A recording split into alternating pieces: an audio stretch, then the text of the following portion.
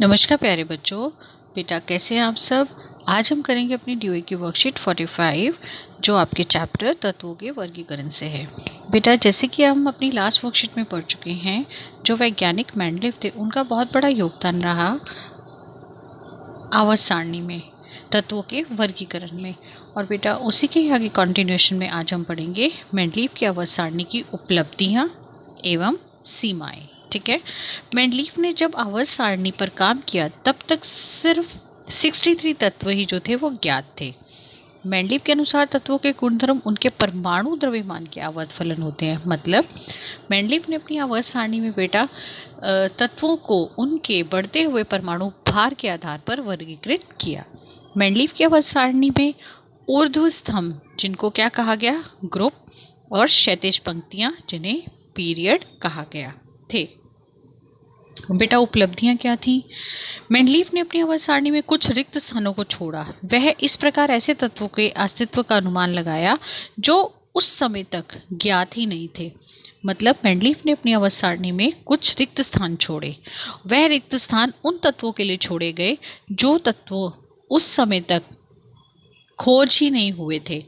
मतलब वह तत्व जो थे उस समय तक ज्ञात नहीं थे, लेकिन एक अनुमान लगाया गया कि कुछ और अन्य तत्व भी हो सकते हैं जिनको उन्होंने अपनी सारणी में स्थान दिया। जैसे उनके अनुमानित तत्व थे एक्का बोरॉन, उन्होंने यही नाम दिया, एक्का बोरॉन, एक्का एल्यूमिनियम और एक्का सिलिकॉन। एक्का बोरॉन बाद में बेटा स्कैंडियम, एक्का एल्यूमिनियम गैलियम और एक्का सिलिकॉन जर्मेनियम के मतलब उनके जो बोरॉन, एक्का बोरॉन और एक्का एल्यूमिनियम और एक्का सिलिकॉन की जो जगह थी वो बाद में स्कैंडियम, गैलियम और जर्मेनियम को दी गई। और इनके द्वारा अनुमानित तत्वों के गुणधर्मों का अनुमान भी बाद में सही पाया गया। कौन से गुणधर्म बेटा? जैसे परमाणु द्रव्यमान। एक्का एल्यूमिनियम का परमाणु द्रव्यमान उन्होंने ऑलमोस्ट कितना लगाया, 68। ऐसे गैलियम का 69.7। ऑक्साइड सूत्र देखिए, एक्का एल्यूमिनियम का क्या लिया गया, E2O3।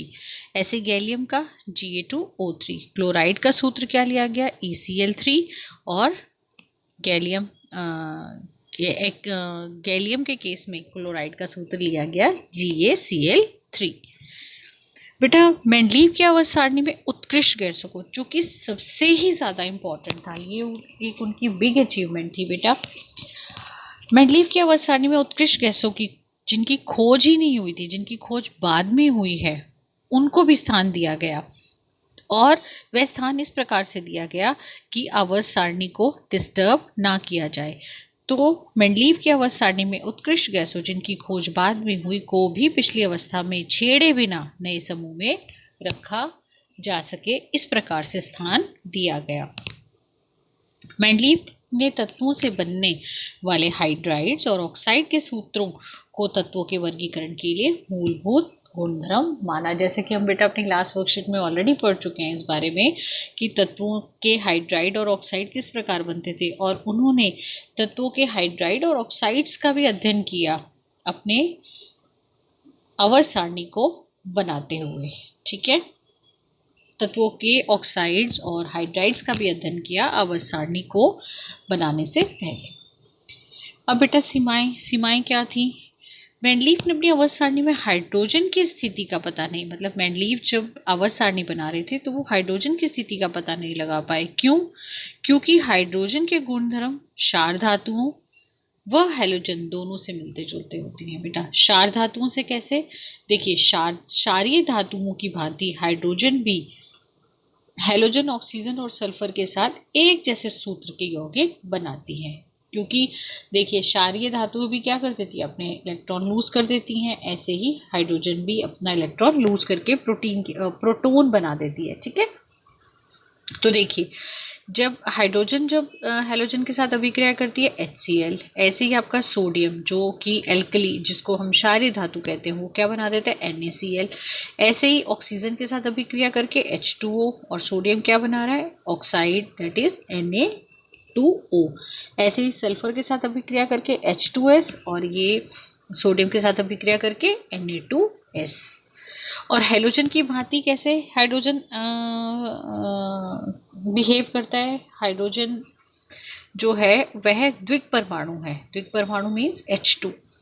देखिए, और हैलोजन भी Cl2, F2, I2, Br2। बेटा ये सभी के सभी क्या हैं? हैलोजन्स हैं।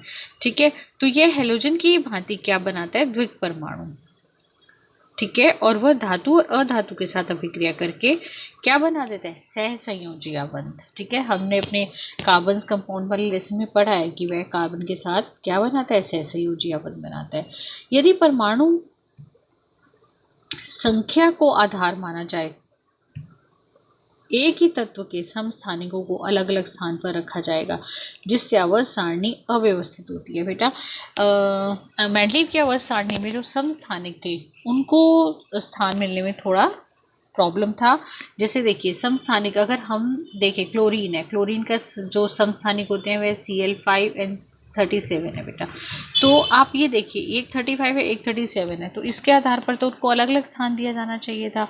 लेकिन अगर अलग अलग स्थान देते हैं और अगर हम संख्या को आधार बना के करें तो यह आवर्त सारणी क्या हो जाएगी? अव्यवस्थित हो जाएगी। ऐसे ही हाइड्रोजन है, हाइड्रोजन के तो 3 होते हैं बेटा समस्थानिक।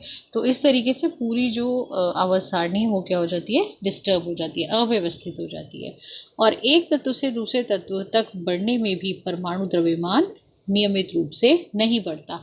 बेटा इसका एग्जाम्पल था आपका निकल एंड कोबाल्ट। ओके, जैसे बेटा जो निकल था उसका जो परमाणु भार था वह कम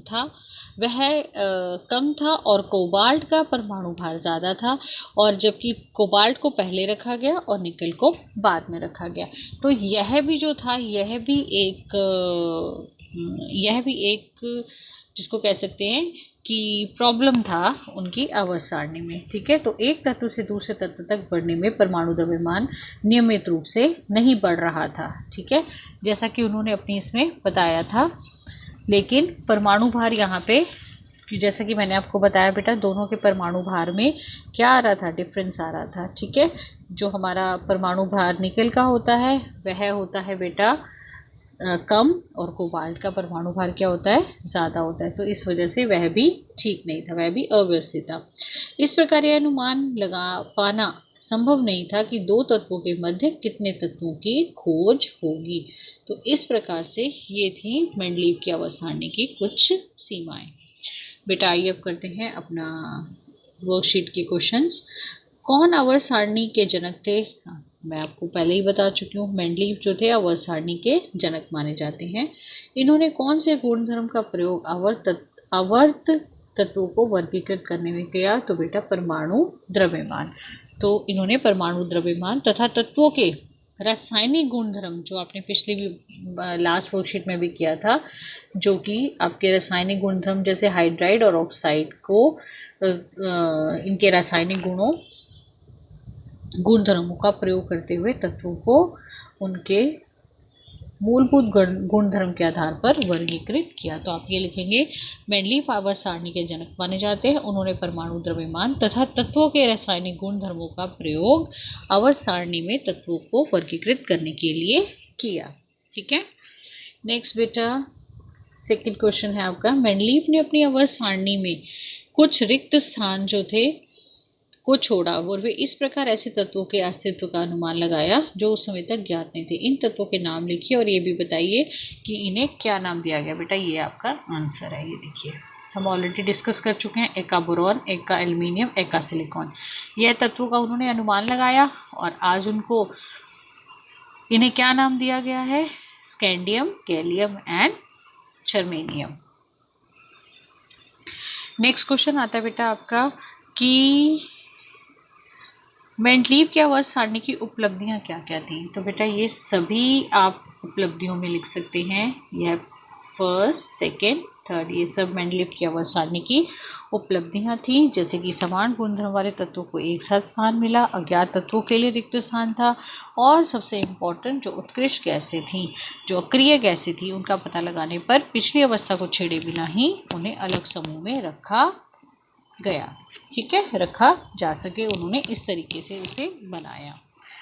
नेक्स्ट क्वेश्चन देखिए बेटा, मेंडलीव की आवर्त सारणी की सीमाएं क्या थी? तो ये रही आपकी सीमाएं। आप ये सारा लिखेंगे कि मेंडलीव की आवर्त सारणी की सीमाएं थी, हाइड्रोजन की स्थिति स्पष्ट नहीं थी, समस्थानिकों को नहीं प्रॉपर तरीके से समझाया जा सकता था, और कुछ तत्वों के परमाणु द्रव्यमान भी क्या थे? अनुचित क्रम में थे, जैसे मैंने आपको बताया निकल एंड कोबाल्ट।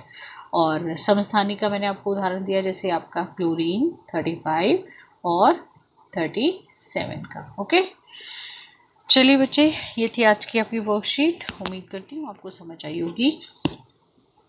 तो वीडियो को लाइक करो, शेयर करो एंड चैनल को सब्सक्राइब करो। थैंक यू बच्चे, टेक केयर।